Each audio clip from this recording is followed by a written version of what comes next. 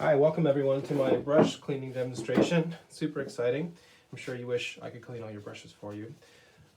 Listen, cleaning your brushes is the best way to ensure their longevity and so you don't waste your money on brushes that just end up drying. And it will definitely affect the way that you paint as well. So take care of your brushes and they will last a long time. Now that being said, I've already left these for a couple days and they're looking really funky. So I recommend clean your brushes as often as possible, even while you're painting. Now let's back up a little bit and talk about linseed oil. So linseed oil is what's called a drying oil. It dries by oxidization, and so it's slightly different than using cooking oil. So in this, what this means is that while you're painting, you don't want to get cooking oil into your paint films. So I strongly recommend, if you're not going to be using solvents, to use a little bit of linseed oil to clean your brushes while working. So what I do is I take a brush and I just squeeze a little bit of oil on a paper towel, and I squeeze from the ferrule, which is this nickel cylinder here, to the tip. And I try and get as much oil out as possible. Now, if you're keeping your brushes dedicated, you don't have to clean so much as when you are dipping your brush in various colors. So this is another reason for keeping your brushes dedicated. However, it does mean at the end of the day that you'll have more brushes to clean, especially if you're working in a large palette at the same time. So you want to press all of the pigment out of the bristles, and that should be clean enough to paint with. Okay, so if you're done working for the day, you might consider using a cheap vegetable oil. So this is not Scotch, but canola oil. And I save these tomato cans for use. So I pour the vegetable oil in the tomato can. And what I do is I start with the cleanest brush. That way I know that I'm not going to be tainting the oil too much. So you just want to dip a little bit in there and press, same manner, press from the ferrule to the bristles.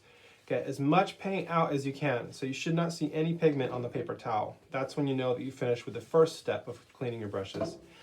The second step involves rinsing out the oil from your brush. You don't want to let the brush, you don't want to let the oil sit in the brush and dry. That's another way to ruin it, right? So make sure that after the first step, you rinse out the cooking oil or the linseed oil from your brush with using like dish soap or Murphy's oil soap. Okay, so I recommend pouring a little bit more oil than I've got here and just dip the bristles. You don't want to swish it around. That's a sure way to get pigment into the oil, and you want to keep this oil as clean as possible so that you know when your brushes are clean. Okay, so this is probably pretty good. Sometimes the bristles get stained and they just stay that way, so some of it will come off with a little bit of work, but I think at this point this brush is fairly clean. Okay, the trouble is when you get to big dirty brushes like this one here. And so I'm already starting to dry. You'll see that as soon as I press it, tons of paint comes off. Now, a brush like this can take me 15-20 minutes just to clean one brush, unfortunately. And so as much as I advocate for using big fat brushes, it's a pain in the ass to keep them clean. And so make sure that you know what you're getting into.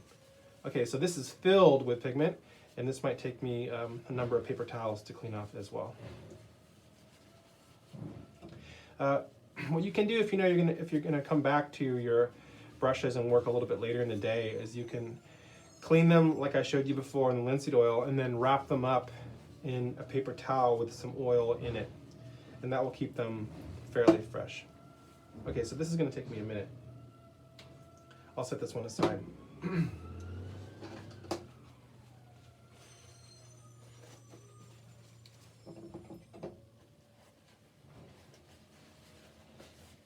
Want to make sure that you wipe the handles as well.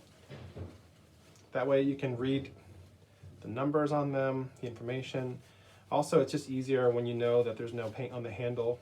That's a sure way to keep your gloves clean and the rest of your house clean, is to keep the paint off the handle. So I'm mainly using my thumb and forefinger here just to kind of squeeze and pinch the paint out. So you might get tempted when your brush is clean, when you're cleaning with the vegetable oil, you might be tempted to kind of work back into a painting, but make sure that you don't get this oil into your paint films because it does not dry the same way, and you'll end up with problems down the line. Okay, so that's my demonstration, at least of the first part. The second part is fairly straightforward. All you need to do is take your brushes to the sink and rinse in warm water and dish soap. Okay, so once you've done that step and the brushes are wet and clean, just shape them with your fingers until they become the shape that they originally came in, and lay them flat on a clean paper towel to dry. Never store your brushes bristled down. It will bend the bristles and ruin the brush. Likewise, you don't want to ever store them up because paint will fall into the ferrule and dry there, again ruining the brush. So keep your brushes flat on a paper towel to dry. Okay, happy painting.